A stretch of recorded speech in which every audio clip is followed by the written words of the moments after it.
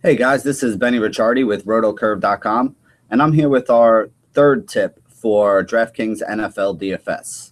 The third strategy tip that we're going to give you guys is about flex usage. On DraftKings, there's a flex spot. On top of the three wide receivers, the two running backs, and the one tight end you get to roster every week, you're also given a flex spot where you could roster one of any of those three types of players. What we have seen in a lot of the big tournaments is that the flex spot is usually something that's covered by a wide receiver. The reason for that is wide receivers have more variance, but they also have more upside at some cheaper prices. If you want to get a high upside running back, he's probably going to be pretty expensive, and it's going to be tough to get two, let alone three high-priced running backs into one roster. The most likely roster construction on most of the big winning rosters last season showed two running backs in the running back spot and then a wide receiver in the flex spot, giving you four wide receivers, two running backs, and one tight end on the roster. There were also a lot of rosters that did go with the three running back set, the third running back usually being a minimum price kind of guy that you put in there. Now, remember, you want to use this flex spot to give yourself some flexibility with your games.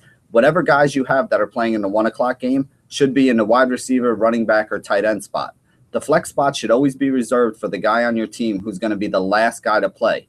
This way, if you get yourself in a situation where that guy gets injured, or if you feel that you need to go in and try to take a bigger shot by changing off to somebody else, you're leaving yourself the flexibility on that roster to change that last spot out.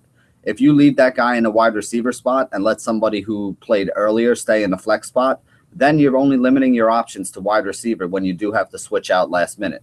If you make sure that you leave the flex spot open until the last possible moment, the last possible guy that you could have playing, it gives you the most flexibility to go and change, God forbid something does happen.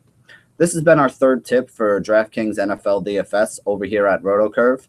Make sure you get over to the RotoCurve site and sign up for an account. This way you can start earning your curve points and getting free swag and free money to play on the sites.